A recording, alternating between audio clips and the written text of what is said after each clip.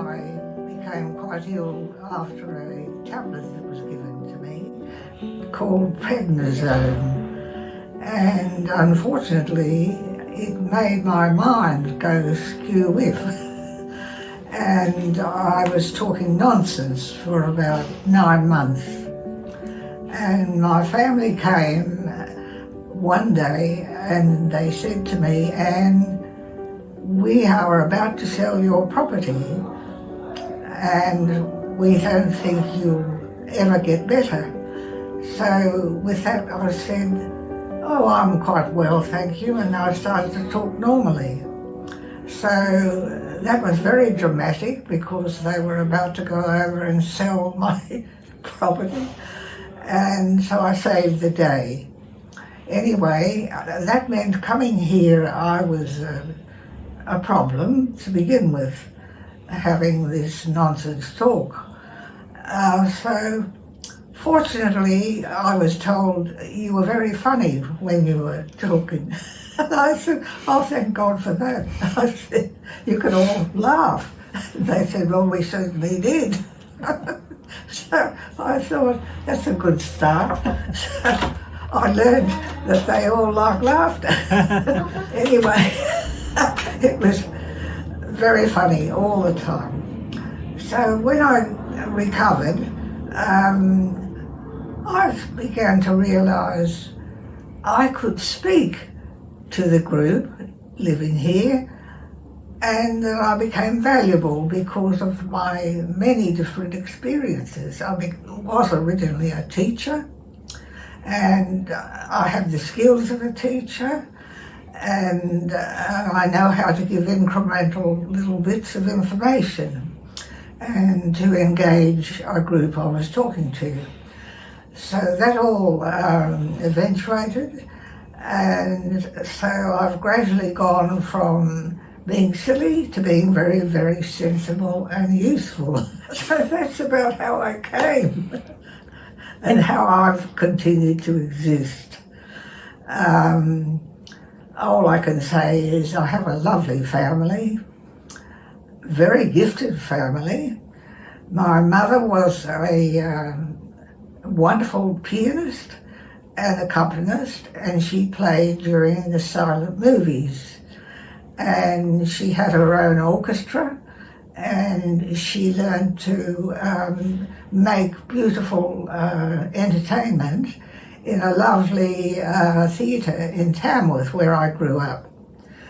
And she was known by the district for her skill and the loveliness of the shows she put on. Anyway, my father also was extremely gifted. He was a businessman, and in the business of being a flour miller. And well, I was musical like my mother, but the rest of the family were quite into science and sport, so they all worked in the flour mill and in the branch of the flour mill in Sydney. So we were wonderfully close together as a family, and it's continued into the next generation, where the spouses all are getting on so well together. They're all become just as close as we were as children. So it's a blessing. Not many families have that today. And so that's about the story, where it began, and here I am. So I can talk a little bit about my art now. Mm-hmm. Well, originally I was musical and did very well as a pianist. And then when I left school, I realised I've got small hands and I find it difficult to stretch an octave. So I realised I'm not going to be able to play certain types of music. I'll develop a passion for something else. So I was trained originally as an interior designer. So I was skilled at that. And so I thought, well, I had a lovely teacher, drawing teacher, and I went to him and I said, could I come and have a long talk with you? Now this was when I'd actually gone to London and I began to study at a small school of art recognised by the Academy, Royal Academy, and so I became very good at just the discipline of drawing plaster casts and eventually life drawing, and I was very good with the social side of everything, and that was a great success. So this drawing teacher I went to interview, and he said to me, I think you are a person who has a great deal of tension. Well, that was true, because my mother was very ill and spent some time in a mental institution, and I was the firstborn, and I think I was so sensitive I picked up her sadness and her difficulty.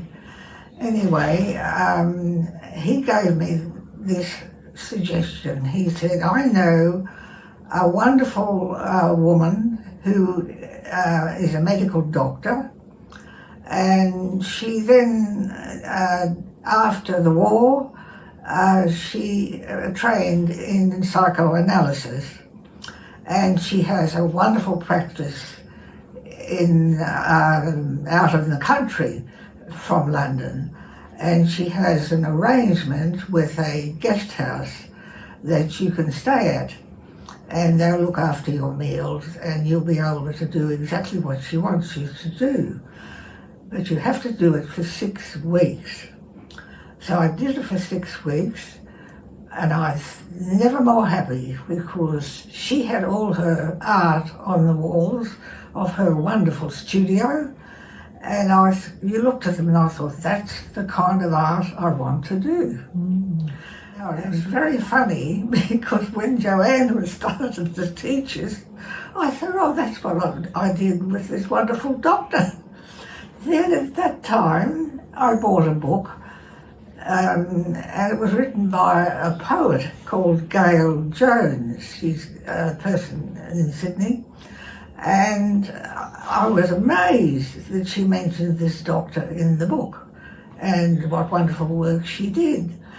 So that verified everything that I felt, all written in a book. And it was too good to be true. So anyway, the family all recognised that my passion was certainly there, and they didn't worry about me much. You know, they got on with their lives, and I thought, well, I might be years before I recognised I have something to build on. That did happen, and fortunately I had one friend who was very creative, and he was my boyfriend at the time, and he lived in near Moree, and he was a radio announcer, and he wrote stories and things to be published.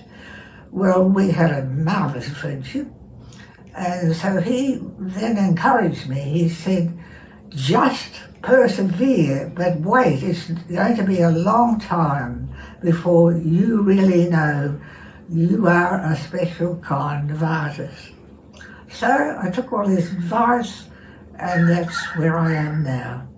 And all the art that's in this room, these are major works I've put up on the wall, and they're a series of pictures which relate to a true story. And the true story is, in the 15th century, there was a major war between the Saracens and the Turks. And the Blessed Virgin appeared to a holy man in a monastery and she had a veil that she was holding over the armies, and the veil was called the protecting veil. Now, there are many ways of looking at that. Some, I think the easiest way is to say it's a veil of tremendous beauty and sadness about war.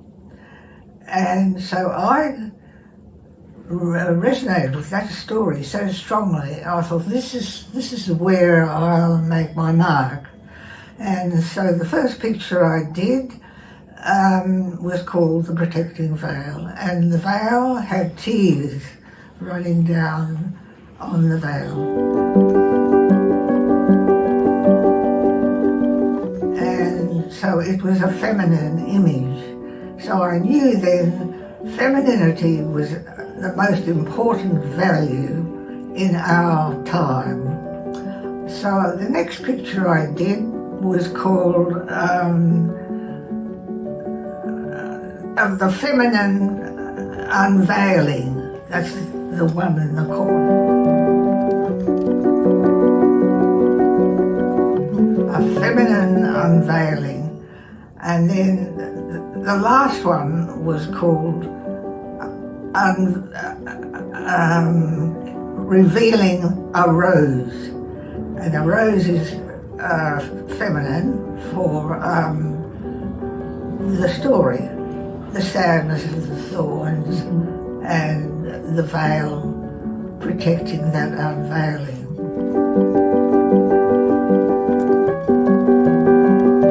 And so the last one is over here, and that was amazing how that happened, because I was very sick and off the planet.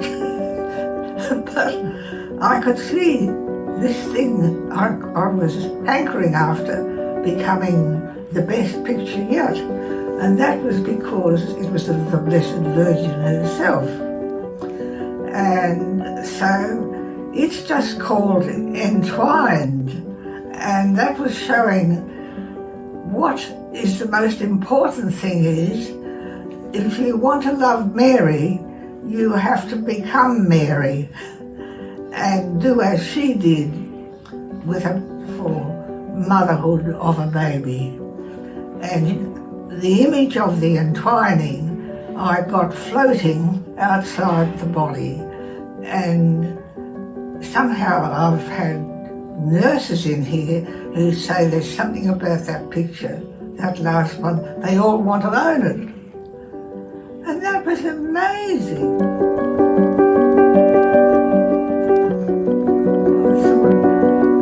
There's nothing to do with me.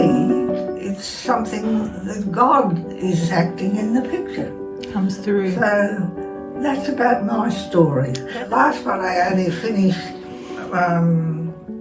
2 months ago, and that had to really be like wine, fermenting, you know, to actually get the exact picture. And it's just that I've done so much now. I've learned to be very patient, and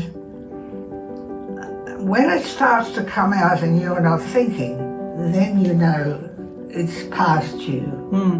It's something to do, I read a lovely phrase the other day, something to do with what we call liquid metaphysics, which is the goodness coming as liquid.